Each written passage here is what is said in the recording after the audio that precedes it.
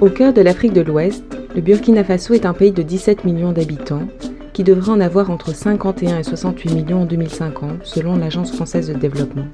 L'Afrique, qui a d'ores et déjà plus d'1 milliard d'habitants, en aura alors plus du double. Classé parmi les 10 pays les plus pauvres de la planète, le Burkina est aride ou semi-aride dans la majeure partie de son territoire. Bien que ses ressources naturelles soient très faibles, l'agriculture et l'élevage y occupent encore plus de 80% de la population active. Bien difficile dans ces conditions de nourrir une population qui croît trop vite, de fournir à tous de l'eau potable, des services de santé et d'éducation, tandis que le manque d'emploi pousse les jeunes à migrer vers la capitale Ouagadougou, les pays voisins voire l'étranger.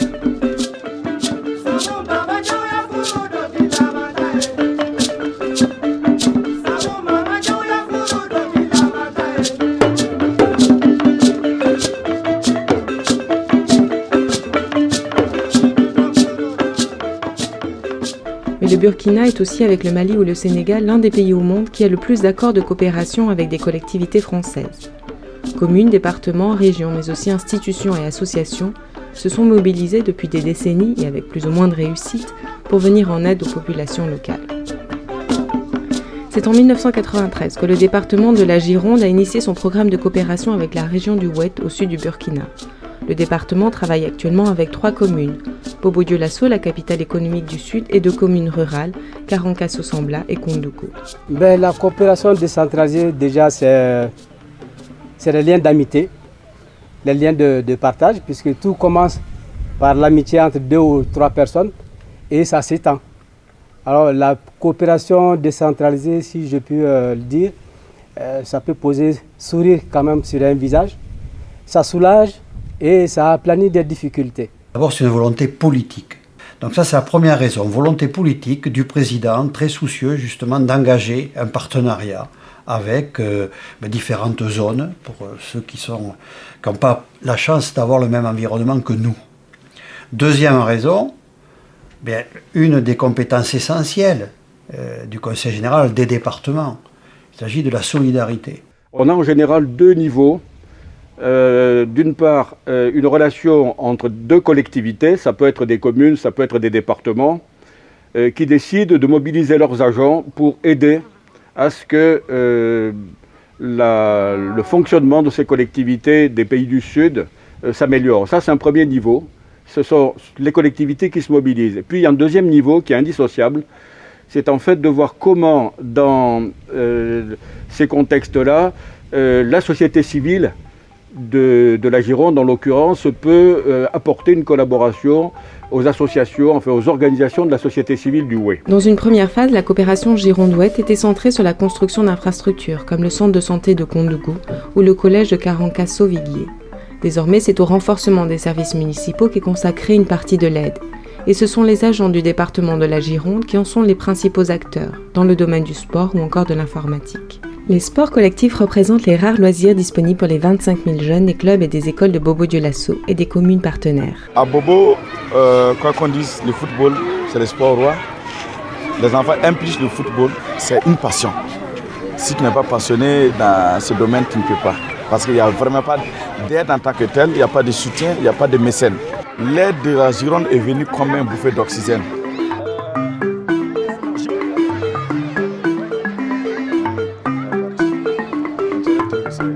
On savait qu'on pouvait apporter rapidement du matériel à Bobo et que du coup, si on structurait cette banque de prêts, ça pouvait apporter des prémices de solutions.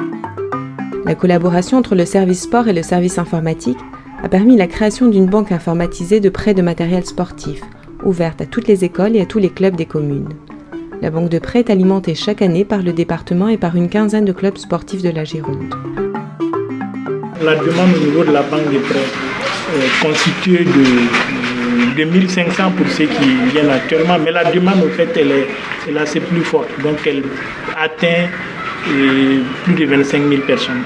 Je vis ça tous les jours parce que j'en ai bénéficié pour mon équipe de football. J'en ai bénéficié pour mon équipe de football, donc vous avez vu tout à l'heure les ballons qu'on jouait avec. Et c'est vraiment une aide consistante. Même si le football demeure le sport roi, la pratique du rugby se développe très rapidement. Et les filles ne sont pas les dernières à se battre pour le ballon. Dans le cadre du projet sport, les agents du département forment des animateurs sportifs de Bobo. L'association de Lormont, Rugby de Poussière, réalise également chaque année des animations sportives et encadre les formateurs rugby. De plus, la Gironde et la mairie de Bobo cofinancent l'éclairage solaire des plateaux sportifs. La lumière permet d'ailleurs aux enfants des quartiers sans électricité de venir y étudier leurs leçons le soir. C'est vraiment dans une idée d'améliorer le cadre de vie de la population, d'apporter des dimensions éducatives qui peuvent être véhiculées par le sport, et puis parce qu'il y a quand même, ils participent au monde et qu'ils sont dans cette logique de compétition sportive et qu'ils ont envie de briller, de se faire connaître et d'exister, quoi. La Gironde aide à la mise en place et au renforcement du service informatique de la mairie de Bobo. Les agents du département se déplacent chaque année à Bobo et le service informatique du département reçoit chaque année les agents de la municipalité. Par ailleurs, le département envoie du matériel informatique, réhabilité et installé avec des logiciels libres, pour équiper les services municipaux et les centres multimédia installés dans les quartiers, ce qui participe à la réduction de l'importante fracture numérique qui touche le Burkina Faso.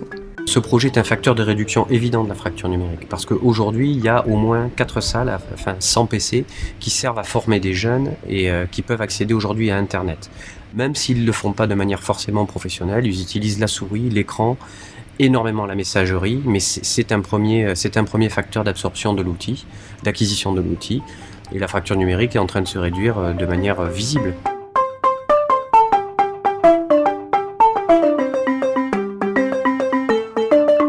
La santé est l'un des défis majeurs que doit relever le pays. Le paludisme continue à faire des ravages, en particulier sur les enfants en bas âge. Mais il y a aussi les maladies liées à l'eau, à l'insalubrité ou à la malnutrition. À cela s'ajoutent les problèmes liés au manque de moyens de contraception. La première réalisation de la coopération girondine dans le Houé a donc été la construction et l'équipement du centre de santé de la commune de Koundougo. En dehors de ça aussi, il y a les médicaments que le conseil général dote de ces espèces. En plus de ça, il y a eu des stages. Il y a eu un stage, moi-même je suis parti faire un stage sur la prévention des ISC, la tuberculose, à Bordeaux l'année passée, en 2012. La première action réalisée à Sourouko-Dingan a consisté à approvisionner le village en eau potable. On a donc contribué, avec l'aide du Conseil général, à faire un forage que nous avons équipé d'une pompe. On a pris ensuite un ancien forage que l'on a également équipé d'une pompe et le village est maintenant pourvu d'eau à provision, même hors période des pluies.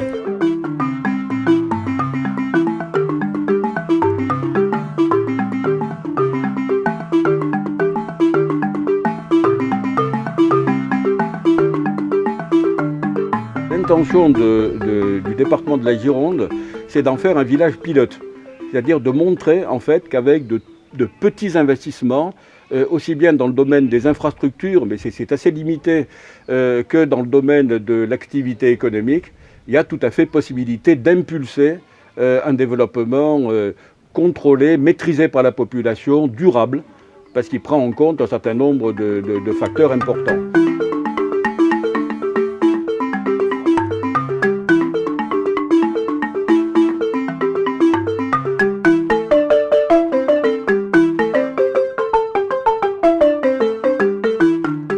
La coopération entre l'ADS, l'association de développement de Sourouko-Dingan, et l'association girondine Mamou Solidarité Partage couvre tous les aspects du développement local, des infrastructures à la formation, en passant par l'eau potable, la santé, l'éducation ou l'emploi. La création d'activités génératrices de revenus est essentielle pour les femmes et les jeunes des villages.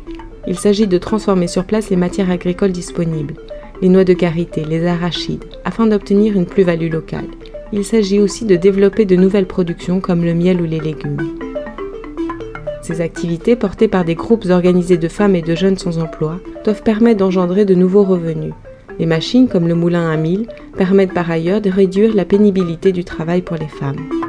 Elles sont 81 femmes de Sourouko-Dingan à s'être organisées en coopérative de transformation des produits agricoles.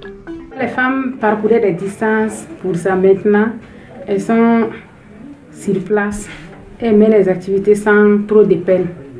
Avec on pouvait parcourir 10 km comme ça. Maintenant, tout ça s'est réduit. La coopérative des jeunes producteurs de miel et la coopérative des femmes vont s'installer dans un nouveau centre polyvalent plus vaste et plus fonctionnel. Si on s'organise davantage et on leur donne plus de moyens, elles pourront faire mieux. Voilà. Et notre objectif, c'est vraiment un jour atteindre le stade de la transformation du beurre de karité dans les normes.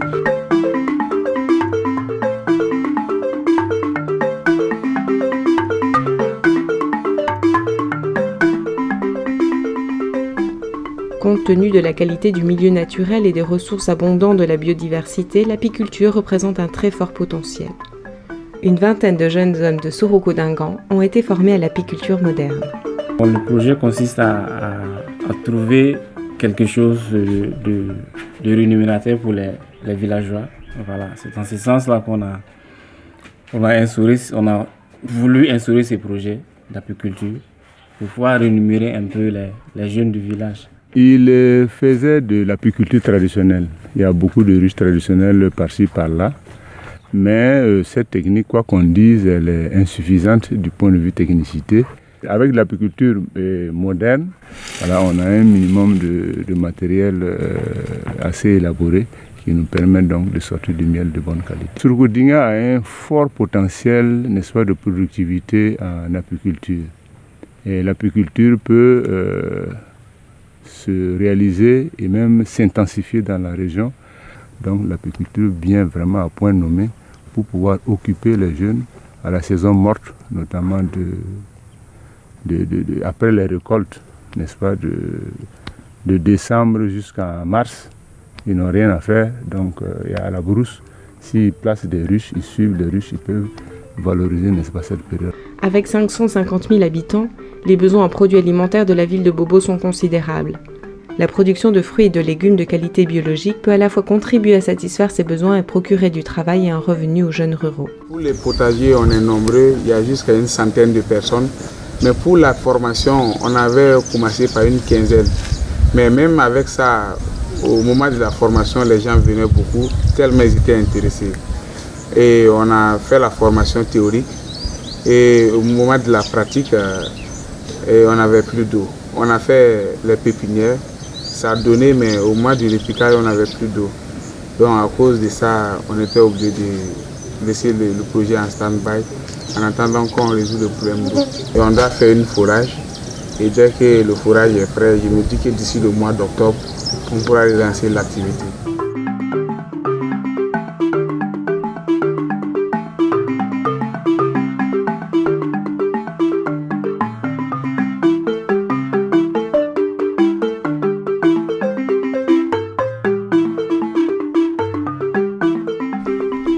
Avec un taux d'analphabétisme record, notamment chez les femmes, la question de l'éducation est centrale au Burkina Faso. Les écoles, quand il y en a, manquent de tout. À Soroko-Dingan, il existe une école depuis 1987, mais pas de logement pour les enseignants et leurs familles. Les infrastructures que vous voyez, vous avez vu la maison qui est derrière vous, ça fait office de logement du chef de l'instituteur. Ce ne sont pas vraiment, des infrastructures dignes de maintenir quelqu'un en place pendant toute une semaine. Tous les bâtiments construits avec l'aide de Mamou Solidarité Partage sont en matériaux locaux. La pierre tirée des carrières de Toussiana et surtout les briques de terre compactées, matériaux négligés jusqu'à présent, mais matériaux de l'avenir pour une construction à bas coût aux excellentes performances écologiques.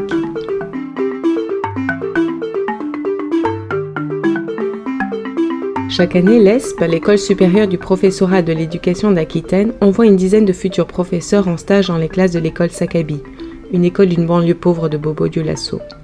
En complément, la Gironde appuie le projet d'autosuffisance alimentaire des 750 élèves de l'école. Le directeur de cette école modèle, devenue école d'application pour l'ESP, a pris à bras le corps la question de la sécurité alimentaire de ses élèves. Il produit dans son champ de quoi alimenter la cantine scolaire. Ce sont les élèves qui amènent tous les jours le bois pour la cuisson et ce sont les mères des familles qui, à tour de rôle et par équipe de 8, préparent le repas.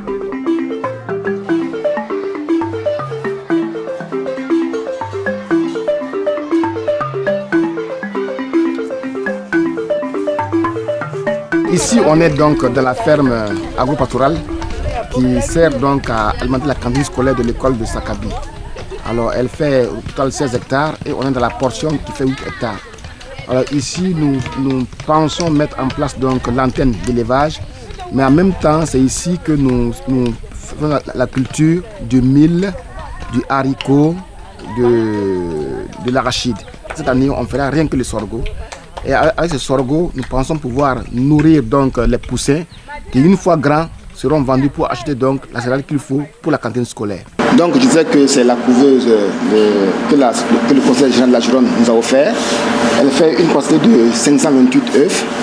Et avec donc l'éclosion des poussins qui vont être élevés et vendus, on pourra donc acheter les céréales pour la cantine scolaire. En 2012, avec l'appui des stagiaires girondins, l'école a fait dessiner et fabriquer par les élèves des nichoirs destinés aux pigeonniers de la ferme. Cette activité a permis de faire le lien entre l'école et la ferme, le champ, qui permet donc de nourrir les élèves. Par exemple, la concrétisation d'un projet construit qui va aider l'école pour cette autosuffisance alimentaire, à ma connaissance, il y a très peu d'écoles, même en France, qui le réalisent. Donc, je trouve qu'on devrait exporter du coup l'expérience du Burkina Faso et la ramener en France pour faire des choses qui sont support d'enseignement et qui ont une réalité concrète. C'est assez paradoxal, mais c'est comme ça.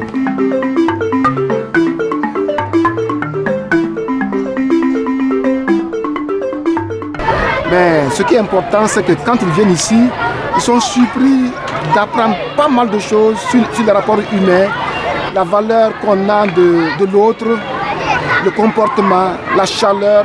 Disons que faire classe avec un effectif qui varie entre 90 et 145, c'est vraiment des conditions particulières. Alors évidemment, les Burkinabés parlent de pédagogie de grands groupes. Bon, nous, on ne parle pas de pédagogie de grands groupes. On ne sait pas ce que c'est, on ne sait pas à quoi ça correspond. Et nous, c'est une grande richesse parce que c'est une des conditions de travail particulières pour nos étudiants. C'est pas qu'on veut absolument qu'ils relativisent les conditions d'enseignement en France, mais c'est aussi pour leur faire prendre conscience de réalités importantes, humaines, et dans leur métier. Et ça, c'est très très intéressant pour nous. À Bobo-Dioulasso, plus de 200 associations organisées en collectif se sont mobilisées pour créer en 2000 un espace d'animation socio-culturelle, l'espace Rencontre Jeunesse de Dafra, soutenu par la Gironde depuis sa création. Dans ce lieu, les jeunes peuvent participer à des activités culturelles, sportives, d'éducation environnementale, ou encore utiliser la bibliothèque ou le centre multimédia. Le succès est réel. Ce ne sont pas moins de 700 jeunes par jour de tout âge qui fréquentent le centre. Cet espace a accueilli les formations des 40 animateurs socioculturels réalisées par l'association girondine Val 33. Donc la première formation était une formation diplômante d'un diplôme français en 3 étapes, un stage théorique là-bas à Bobo, un stage pratique dans nos séjours ici en France et un stage de perfectionnement là-bas sur place. Et donc il y a 16 jeunes qui sont diplômés d'un diplôme français. Et en même temps, dans cette même dynamique, le collectif a réfléchi pour voir est-ce qu'au niveau local, on ne peut pas avoir un diplôme qui équivaut au BAFA. C'est ça qui a eu la naissance du CAFA. Les questions de l'accès à l'eau potable et de l'assainissement sont cruciales au Burkina Faso, en particulier en milieu rural. 6 collectivités françaises ont un programme de coopération décentralisé avec des communes du Houé. L'AIMF, l'Association internationale des maires francophones, le département de la Gironde, les villes de Saint-Étienne et de Châlons en Champagne ont décidé avec l'appui des agences de l'eau de développer un projet en 3 dimensions, renforcement des capacités, accès à l'eau, assainissement. On n'a pas de l'eau potable à avoir. Alors comment vous faites? Bon, c'est lorsque la saison pluvieuse s'installe comme ça, c'est l'eau de pluie. Et puis le seul fourrage que le village, ça approvisionne le village, ce seul fourrage aussi, bon, l'eau là n'est pas en quantité suffisante pour pouvoir approvisionner toute la population. Voilà, on se débrouille, on n'a pas le choix. C'est un puits traditionnel, vous le voyez. Bon, en saison hivernale comme ça, si avec ce cours de la scie et la pluie, il y a des ordures qui sont venus remplir ce puits là, on les laisse comme ça. En saison sèche, lorsque les gens vont vouloir faire des constructions, on enlève, lorsque tous les ordures là sont enlevés dedans là, les gens commencent à boire. Bon, ça on n'appelle pas de l'eau potable.